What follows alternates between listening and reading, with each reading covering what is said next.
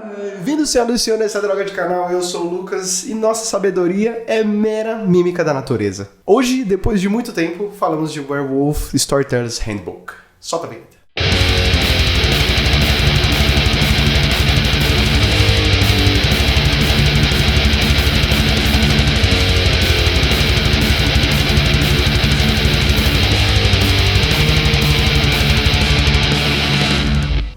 Antes de tudo, quero que você dê uma olhadinha nisso aqui, ó. Isso aqui, meus senhores, é produto do pessoal do Garu Nordeste, camiseta exclusiva. Eu tinha pedido, o pessoal também chorou pra caramba pra que eles fizessem uma camiseta à venda lá deles. Aquela marronzinha, cara, meio bege, ó. É um chuchu, eu ainda quero uma daquela. Mas essa daqui, cara, pô, ela é sensacional. Se você não tem, o azar é seu, mas você pode adquirir. Eu vou colocar o link aqui na descrição pra vocês, ok? E tanto tempo longe aqui do microfone, da câmera, eu acabei me desvirtuando de tudo que é notícia. Eu realmente me afastei muito desse mundo RPGístico. E, bom, eu não tenho novidades pra trazer por enquanto. Eu tô bem desalinhado com as novidades, então eu só quero mandar um beijo pra todo mundo que produz conteúdo, sem exceções. E vamos falar logo de Werewolf Storyteller's Handbook, ok? Acho muito bom o fato de eu ter voltado com esse livro, porque é um livro muito bom. Na verdade, ele é tão bom que algumas coisas que tem explicadas aqui no livro, eles deveriam ser abrangidas para outros cenários. Deveria ser um livro até mesmo tipo Storyteller's Handbook acabou, mas de Mundo das Trevas, entende onde eu quero chegar? Porque aqui os autores, eles dão as opiniões deles não só exatamente sobre lobisomem, na verdade, quando eles se posicionam, raramente são os momentos em que eles falam de lobisomem, eles falam muito sobre a própria narrativa, nem mesmo falando do gênero épico ou coisa parecida que a gente vai estar mais acostumado aqui dentro desse cenário. Então, além da grandeza que tem aqui, ele também pode ser aplicado em qualquer outro cenário do Mundo das Trevas, o que é muito bom. Uma das qualidades que a gente diz em crítica literária é quando um livro ele pode ser lido, interpretado, pode ser compreendido independente do seu tempo. E esse livro é um exemplo disso. Aliás, eu acho que vai demorar muito tempo ou a gente se explode no meio do caminho para falar desse choque entre urbano e selvagem e como a gente se esforça para matar o mundo, né? Acho muito louca essa ideia. Mas de conteúdo em si, eu acho legal apontar como ele é dividido. Os capítulos são basicamente sobre narrativa, sobre política e cultura. Depois ele vai chegar em ambientação, falando justamente sobre esses aspectos do selvagem, urbano, umbral, enfim. Depois ele vai falar de aliados, depois antagonistas. E depois ele vai com as mecânicas. Existem outras mecânicas jogadas nos capítulos, mas aqui ele oferece dons, fetiches, enfim. Eu vou falar de tudo isso com calma ao decorrer do vídeo. Existe uma montagem para uma crônica aqui no livro que eu acho muito importante, principalmente porque ele martela naquilo que eu venho dizendo sobre referências, né, que são tanto de fora quanto de dentro, que vão ajudar você a fundamentar a sua crônica, que elas são realmente estruturadas de forma acadêmica, mas que é de um conteúdo leve, de fácil compreensão. E aqui ele traz justamente essa estrutura que a gente vê em romances, em contos, crônicas, enfim, mas não em novelas. Novelas a gente vai ver daqui a pouco, que é justamente essa estrutura de introdução, desenvolvimento, clímax e desenvolvimento. Essa estrutura ela é bem básica para você entender qualquer história que tenha um começo, meio e fim, e isso inclui, lógico, todas as sagas que os lobisomens se entranham, né? Até lembro de uma aula muito interessante que eu tive na época da faculdade, que, enfim, eu não sei se é exatamente do meu professor, eu não vi isso em nenhum outro lugar, apesar de eu acho que eu vi alguma coisa assim nos livros do Antônio Cândido. Enfim, não vou chutar assim sem lembrar só de memória, né?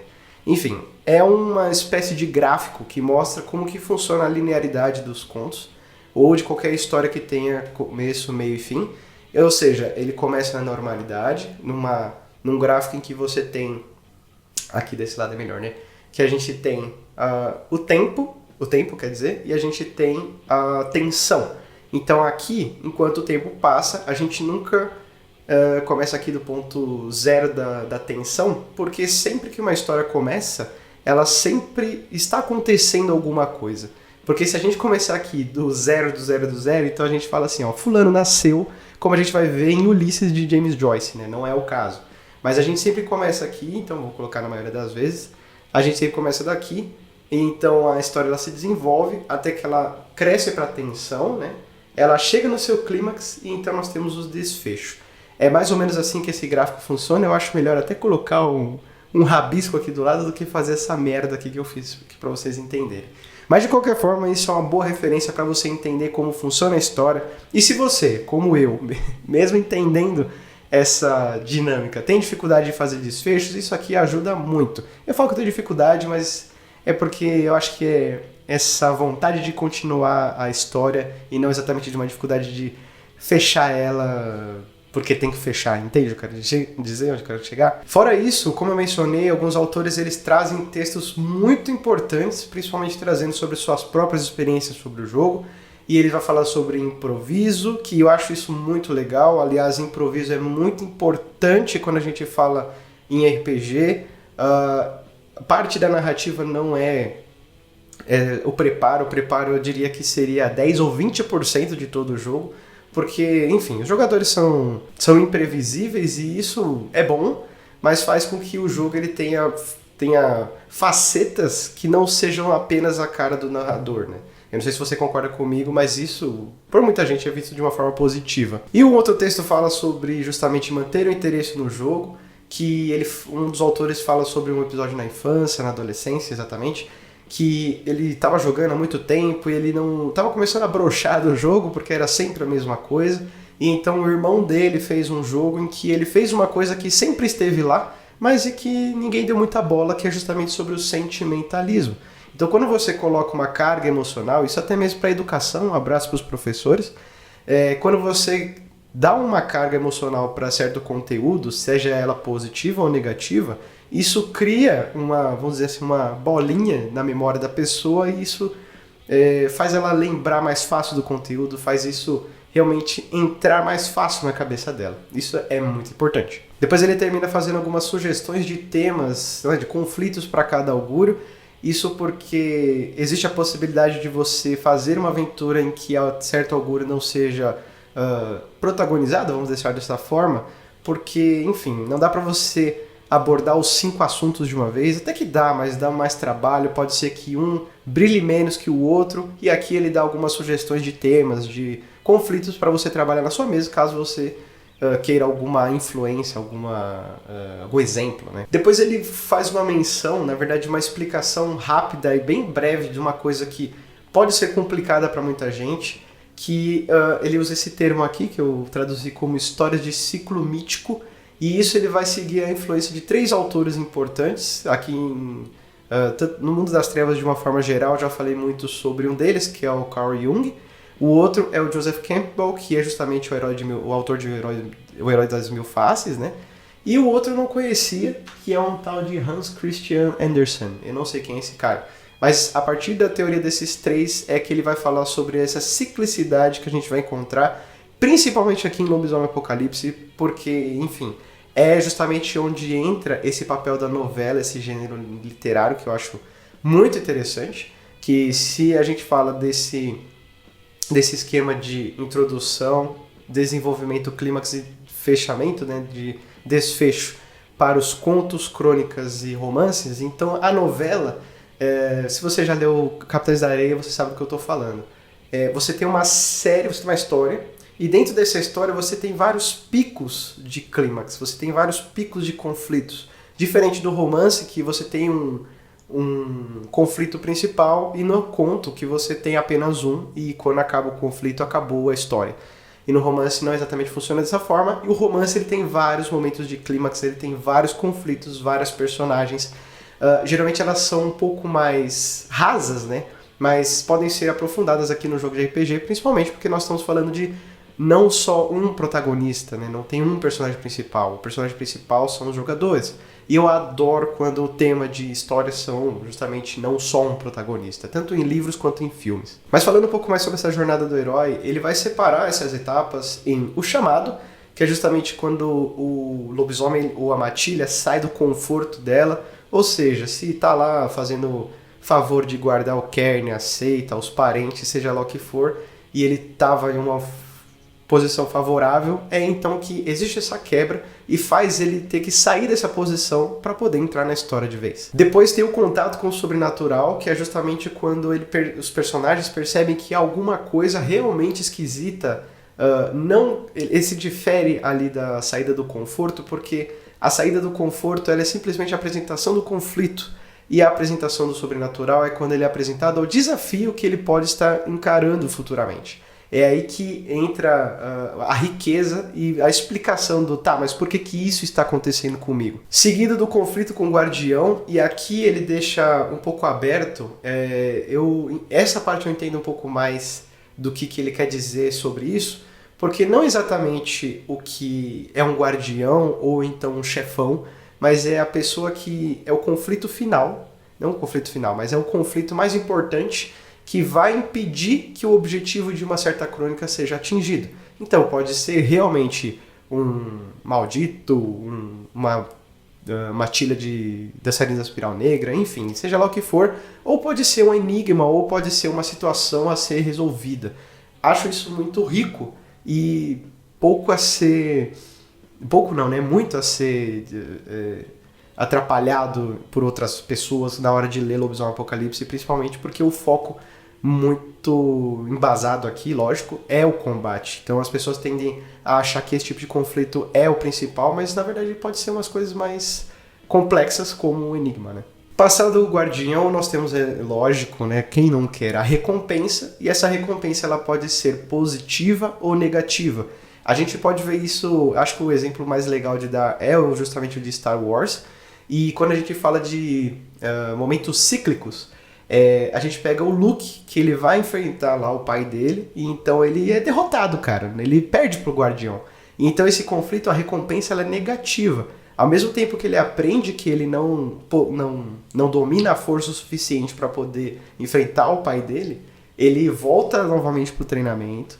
E volta novamente é bom, né? Ele volta para o treinamento lá com o Yoda, ele fica fodão, e então ele está realmente preparado para entrar em conflito novamente com o Guardião, para ter uma nova recompensa, que ele está em busca da recompensa positiva.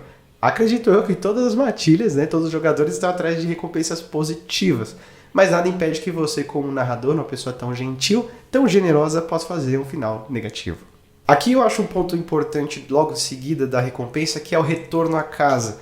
Porque existe esse sentimento de que, nós matamos o guardião, então está tudo bem. Não, muitas vezes você se perde na Umbra, muitas vezes você está cercado, as pontes foram queimadas, olha só a referência, e você não tem como voltar. Então, como você faz para voltar para casa? E aí você tem essa escalonada que você sai do clímax e vai voltar para a normalidade, vai a caminho do desfecho, mas mesmo assim é um caminho. E você não pode esquecer disso. E a tensão, ela deve se manter pelo menos um pouquinho mais. E então, a gente volta para a normalidade, que é o último passo, que é a chegada. E então nós temos todos os floreios, todos os renomes e tudo que o jogador gosta, né? Apesar do livro trazer um capítulo voltado exclusivamente para a ambientação, eu quero citar ele aqui no meio da narrativa, porque você pode trazer props, props no sentido tipo fotografias impressas ou no computador, se você joga online, que seja. Mas a ambientação ela está muito intrínseca, ela está muito enraizada, né, na verdade, na narrativa, quando a gente fala de ambientação. E essa ambientação ela pode ocorrer de várias formas, como eu disse, na forma rural, na forma urbana, na forma umbral, né? E aqui ele dá alguns destaques que eu acho bem interessante falar. Quando ele vai falar sobre as descrições da selvagem, ele põe justamente... Ele faz uma espécie de diário de bordo de, se não me engano, não fala, eu acho que não fala a tribo do rapaz, mas esse protagonista, ele é de alguma tribo que seja citadina, e ele foi jogado na floresta, né, justamente porque ele ofendeu um garra vermelha, e por ele não entender a posição dos lobos no mundo, então ele é jogado para sobreviver durante, se não me engano, um mês na floresta, então é que ele tem essa iluminação e ele fica completamente arrependido de ter ofendido o colega de luta dele. Já quando a gente fala de vida urbana, a gente tem uma situação que, cara, tem um conto que eu fazia tempo que eu não me chocava, aliás, é um conto de meia página, muito bom, que um lupino, ele vai até a cidade para buscar um filhote perdido, Quando ele chega lá, ele descobre que se trata de uma moça, ela é uma dançarina, enfim, uma stripper, e quando ele faz a proposta, fala sobre a natureza dela, que ela é uma garota e ela tem que abandonar tudo, e ela diz que não pode porque ela tem uma pessoa para sustentar, esse garoto não vê outra alternativa e simplesmente mata a garota. Cara, radicalismo, acho isso muito louco, e eu acho, sei lá, eu acho interessante como não traz uma reflexão de redenção ou de reflexão em cima dessa personagem Lupina e como tudo isso é muito brutal em cima dessa narrativa que faz, de novo, você lembrar que você é a porra de um bicho de fúria, tá ligado? E o quão radicais e quão fanáticos os garotos são em relação à sua missão. Acho isso muito louco. E a mina é no problema ao véu. Aí fica a discussão, se quiser me xingar, por favor, deixe isso nos comentários. Além disso, ainda falando sobre Lupinos, ele faz uma sugestão de narrativa que vai além da visual, né? Nós, seres humanos, somos muito visuais, e ele faz um apelo para que faça a narrativa mais voltada para as descrições auditivas, as olfativas, para que tenha uma riqueza também voltada ao lupino. Aliás, o lobisomem ele tem essas duas naturezas. Depois ele fala sobre essas ambientações históricas, ou seja, ambientada na Roma Antiga, na Idade Média, durante, sei lá, a queda de Constantinopla, enfim, que sejam as navegações. E, bom, a gente já tem a Idade das Trevas para poder ambientar isso bem, né? Mas isso não desmerece, pelo menos, o argumento que eles têm aqui para você colocar o jogo num cenário diferente, que não seja na atualidade. Além de ter uma oportunidade de você repensar o jogo, principalmente em relação à cronologia dos eventos. Por fim, eu quero dizer sobre as descrições umbrais, que aqui eu fiquei um pouco surpreso quanto às indicações que ele faz aqui, porque ele diz que as descrições umbrais elas são muito mais fáceis a ser feitas. Ainda mais porque, já que estamos falando de um mundo, de uma parcela do mundo, da realidade que nós não entendemos bem, então a gente pode fazer qualquer coisa.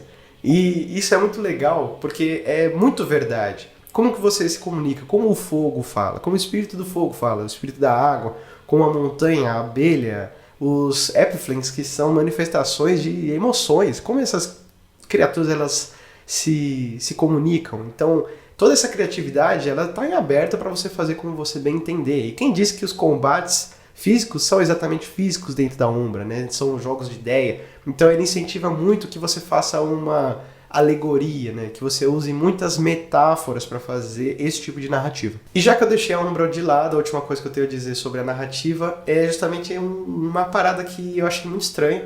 Ele vai trazer outra estrutura, uma estrutura bem ímpar em relação à Umbra aqui nesse livro, que ele vai dividir ela entre Umbra superior, Umbra negra e Umbra média.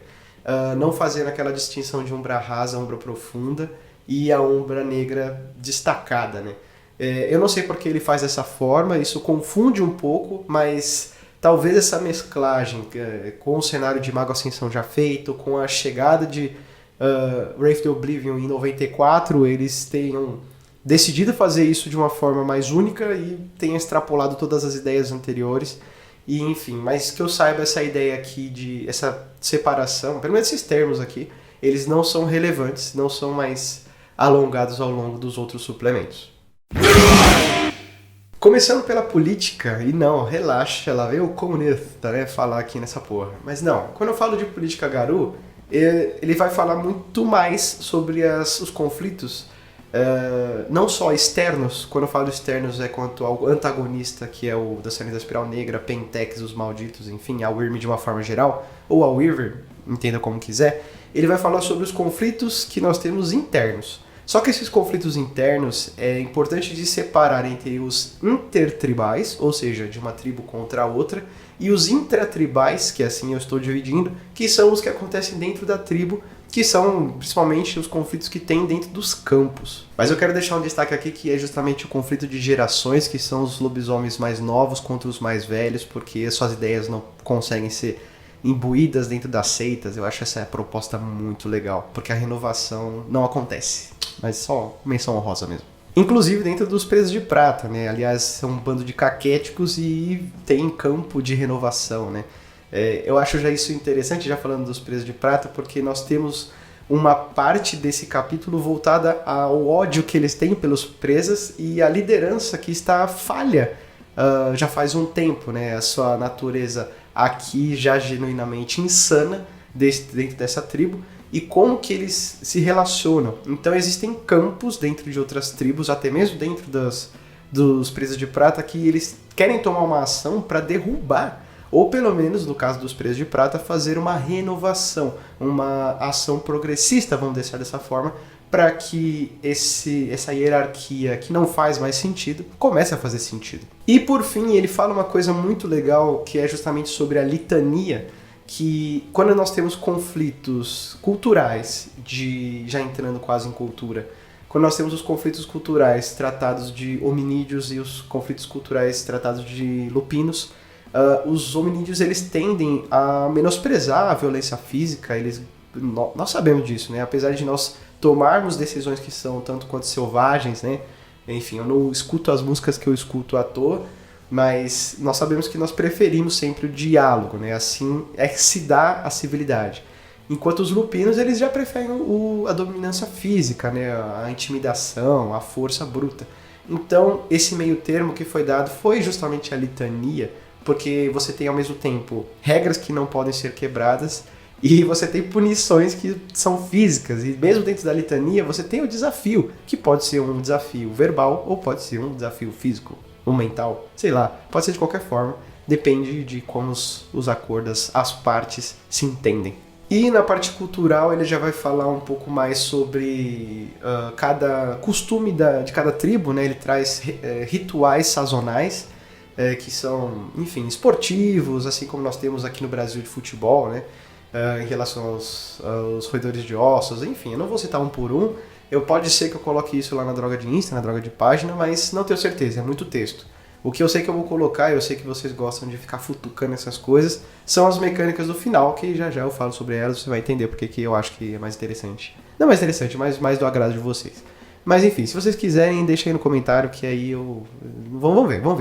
Mas outra coisa importante aqui, quero deixar uma menção honrosa para o que o Sam Chupp, um abraço para você, seja lá onde você esteja, e com certeza não está assistindo essa droga, mas ele faz um texto muito importante falando sobre como você atribui o renome.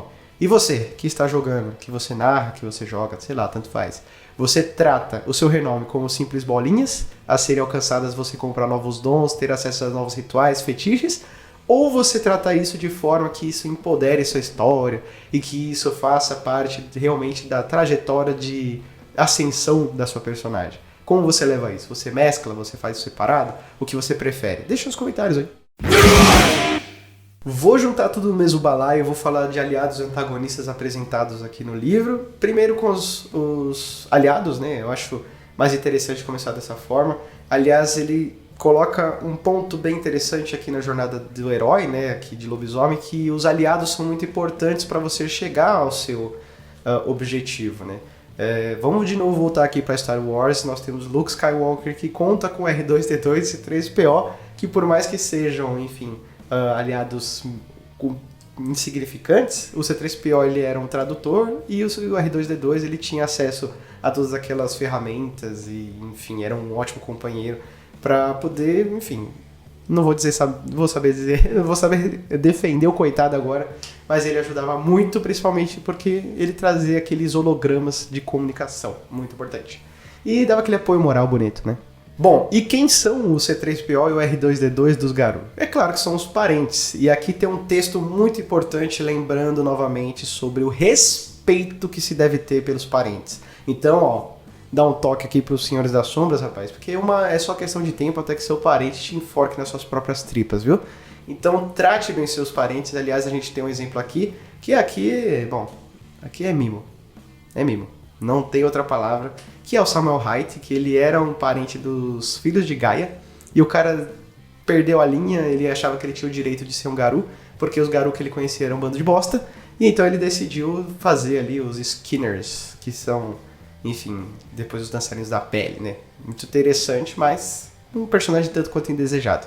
Mas se você não quer que seus parentes se tornem Samuel Haight, então cuide bem deles. E ainda falando sobre os aliados, eles têm objetivos. Não vai esquecer que eles têm disponibilidade de tempo para fazer sempre o que você quiser. Aliás, faça isso, porque vai trazer conflitos bem interessantes e momentos de interpretação muito memoráveis dentro da sua mesa. Porque você nunca mais vai esquecer que você não pode explorar as pessoas que gostam de você, seu filho da puta.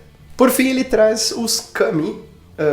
Kami, não sei como é que diz exatamente, mas são os espíritos, né? Uma palavra que se refere a, se não me engano, aos espíritos mesmo em japonês.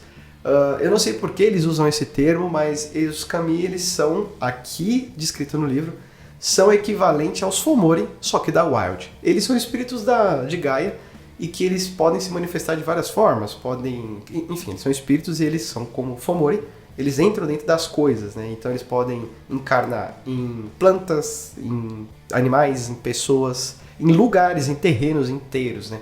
E quando isso acontece, eles não encarnam exatamente na Terra, mas nas coisas que habitam ela também, né? Uma parada meio de simis, né? Deixar no ar. E o mais interessante disso é que elas possuem racionalidade, né? Elas sabem o que elas estão fazendo, falando, elas conversam com você. Imagina que... Aliás, tem um exemplo aqui, né? Que é um esquilo que fala, um maluco sábio, assim.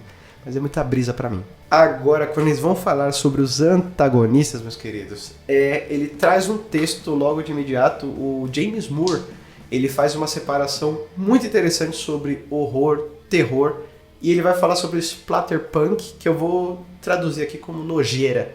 Porque é o seguinte, ele faz 3 tipos de apelo em que ele gostaria de pegar, né, os jogadores dele, em razão ao emocional... Vou colocar como negativo no sentido de que é um tabu, né? O medo, falar sobre medo é um tabu. Mas ele tem 3 formas de fazer isso, né? E quando ele não tem outra alternativa, ele usa muito do splatterpunk, que seria o nojeiro, que seria o visceral, seria o nojento mesmo, que é xixi, cocô, sangue, tripas. Enfim, isso tudo se encaixa dentro desse nojento, que é o splatterpunk, como ele chama. Quando ele vai falar de terror, ele já vai falar de monstros e coisas que nós não compreendemos e criaturas que são completamente hostis, dançarinos da espiral negra, entende? Isso aqui é realmente uma coisa aterrorizante. Mas quando ele fala de horror, aí ele fala de coisas que não necessariamente são coisas que podem ser derrotadas. Não são exatamente coisas que são palpáveis até mesmo na nossa mente. Por exemplo, Junji Ito faz muito isso. Quando você vê uma coisa e você, mesmo olhando para ela, você não entende o que ela é. E isso encaixa muito aqui, o exemplo que ele dá com a Pentex. Porque o quanto mais você combate ela tem várias cabeças, essa porra nunca acaba. Então imagina o quão enlouquecedor é você ser de um campo, de uma matilha que seja exclusivamente voltada ao combate à Pentex e ela simplesmente nunca acaba. O quão horrorosa é essa sensação, né? Além disso, ele traz alguns exemplos de antagonistas, traz textos explicando, meio desnecessariamente longos, mas agentes federais, monstros, assassinos seriais, lendas urbanas e folclores. E quando fala sobre folclore, vai citar sobre os Oneri, que são, enfim, vai ser mais explorado quando chegarmos em Changeling the Dreaming, né? Changeling o Sonhar, mas é só em 95 e, bom, enfim, tá longe. Mas basicamente aqui é descrito como criaturas, no Neri quer dizer que são o povo que sempre esteve lá, né, aqui segundo o livro, e eles são representados fisicamente como nativo-americanos e eles justamente ajudam os povos nativos e eles também ajudam os Garu. O que eu não entendi é que eles são colocados como antagonistas e realmente na descrição não tem nada que possa impedir eles, enfim, de ajudar, entende? Ou faça eles, enfim... Na verdade tem, a gente sabe, né? Mas deixa aí seu argumento caso você tenha uma boa explicação por que eles estão aqui no campo de antagonistas. Agora, falando que vocês realmente gostam, né, seus massa velho do caralho, vamos falar sobre os poderzinhos, né, sobre as mecânicas e outras coisas que o livro fornece, né? Como eu disse, eles trazem os rituais sazonais de cada tribo, um para cada tribo, né? Acho bem interessante esse elemento, traz uma riqueza cultural muito boa e interpretativa dentro do jogo. E fora isso, nós temos rituais de nível... Nós temos dons de nível 6. Esses dons de nível 6, eles só podem ser ensinados por Encarna. E raros são os Garu que chegaram a esses poderes, né? E dizem que antigamente, quando talvez o renome fosse igual ao mato, existiam Garus que chegaram até mesmo nos dons de nível 7 ou mais, né? Então, aqui no livro diz. Mas, se vocês quiserem, eu coloco lá na droga de página, na droga de Insta. Tem coisa mais interessante pra colocar, mas... Enfim. Depois ele traz um ritual, nada demais. Depois ele traz fetiches alumetos. Depois ele traz fetiches e amuletos que são raros, eles não podem ser comprados inicialmente porque eles seriam considerados de nível 6. Então, eu também não vi nada demais nesses amuletos nem nesses objetos. Eles são fortes, sim, mas eu não vi nada demais. E falando em fetiches e amuletos, cara, aí sim nós temos uma coisa que interessa muito. Não sei se vou colocar isso na droga de Insta nem na droga de página, porque é texto pra caralho, que é justamente o forjado em espíritos, né? Que é assim traduzido livremente. Que é você fazer fetiches. Qual é a caminhada para você poder fazer um fetiche, né? Para você fazer esses objetos mágicos, enfim. Na verdade, especificamente o fetiche, porque o amuleto, ele só precisa do ritual de compromisso, se não me engano é esse o nome, que é o de nível 1, e o ritual de fetiche é nível 2. E para você fazer um deles, você precisa não só, quer dizer, se você quiser, aqui ele dá essa alternativa para você fazer com vagar, com cuidado, com amor. Mas caso você seja aquele cara que fala, ó, eu preciso tocar minha aventura, não tenho tempo para você ficar conversando com o espírito, fazendo acordinho, então vamos rolar dado aí e é pronto, esse aqui é o seu fetiche. Tem essa opção de você fazer. Aí ignora o que eu vou falar agora. Mas, caso você goste de realmente trazer histórias para os objetos, trazer realmente um grau de importância dentro da história, eu vou puxar a sardinha para esse lado porque eu gosto de fazer isso, então você vai gostar e muito dessas etapas que ele traz para você fazer o seu próprio fetiche. Inclusive, só para citar rapidamente, eu acho legal porque essa jornada ela pode ser falha ou não, uma vez que você precisa persuadir, fazer um tipo de acordo, aliás, o espírito precisa habitar dentro do fetiche. E você pode fazer isso à força, você pode enganar ele, ou você pode realmente mostrar o quão benéfico seja para ele, para que ele faça parte daquele instrumento, né? E tudo isso vai ser interpretado dentro do jogo, né? Você pode fazer um acordo, por exemplo, olha, o espírito fala para você, olha, eu entro aí dentro dessa faca, mas você tem que usar vermelho toda vez que você for usar essa faquinha em combate, beleza? Então esse tipo de contrição eu acho muito interessante, ritual de contrição. É esse o nome.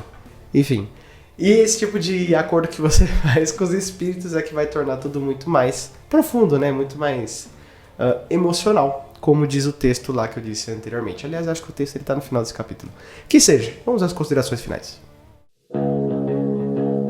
Como eu disse no começo, as recomendações de... Enfim, as considerações finais, elas são justamente sobre as recomendações de leitura que você faz aqui. E eu quero mandar um beijão para Aristóteles, brincadeira. Quero mandar um beijão pro pessoal que é do acadêmico, que aguenta firme e forte estudando para ganhar pouco. Pois é, eu sei, é difícil. Mas enfim, onde eu quero chegar é que esses elementos, por mais que sejam muitas vezes catedráticos, ou seja, complicados, sejam herméticos, sejam nichados, eles nem sempre são de difícil compreensão, e isso pode ser levado em jogo. Então aqui ele tem uma série de recomendações, aliás, a recomendação que eles têm aqui é uma recomendação que eu não sei como eu não fiz ainda, que é de um livro de Aristóteles, que é A Poética. É um livro que ele muito interessante, dizem que tem a segunda parte, né, que ele é um livro que foi perdido, que fala sobre a comédia, né? A primeira parte fala sobre a tragédia e a segunda fala sobre a comédia, só que não existe. Porque a gente sabe disso porque no livro ele fala que ele quer fazer sobre a comédia. Mas não existe, ninguém nunca achou essa porra. E se eu não me engano, na obra do Humberto Eco, né?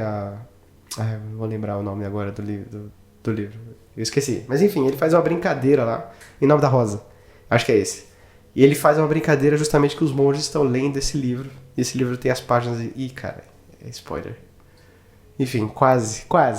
Não foi. Me perdoa. Mas enfim, é isso. A Poética de Aristóteles, fica com isso em mente. É um bom livro para ser estudado, principalmente para você aprimorar a sua narrativa. Existem outros também, você pode ver coisas de teoria do conto, como livros de Maçom Moisés, Antônio Cândido. Tem N pessoas que eu posso indicar aqui, mas esses realmente eles são meio complicados na hora de falar sobre as suas teorias. Então fica com Aristóteles, se você quiser outras referências eu posso dar. Ou caga pra minha opinião, maluco, e dá um Google teoria literária. Vai no cânone de letras aí que você vai encontrar muito mais referências do que o meu repertório, ok? Mas o que eu acho legal é se isso te incentivar de alguma forma a ter mais leituras desse tipo, é que tudo que você lê de teoria, tanto no livro básico quanto nos suplementos, eles são versões simplificadas de todos esses autores, tá? nada é fundamentado do nada, né? Como dizia Aristóteles, eu disse no começo, a gente copia tudo da natureza, né? Então, acho isso muito interessante. É a tal da mimesis, né? E essa droga se propaga pela droga de página, pela droga de Insta. Se inscreve nessa droga e compartilha nas suas redes sociais, nas suas mesas, onde você bem entender. Curte se quiser também, clicar no sininho aí pra você não perder quando sai vídeo dessa droga, porque demora pra caralho pra sair. E quando sai, o pessoal não assiste porque não tem notificação avisando que tá saindo vídeo novo. Apesar de fazer as postagens. Então você quem sabe, ok? E deixa um comentário caso você queira contribuir. Se quiser me xingar, me xinga. Se não quiser me xingar, não xinga. E é isso aí. Dá suas opiniões também, se você já leu esse livro também. E leia os livros, cara. Isso é muito importante, porque juntos nós construímos uma história juntos. Tudo bem? Então é isso. Acabou.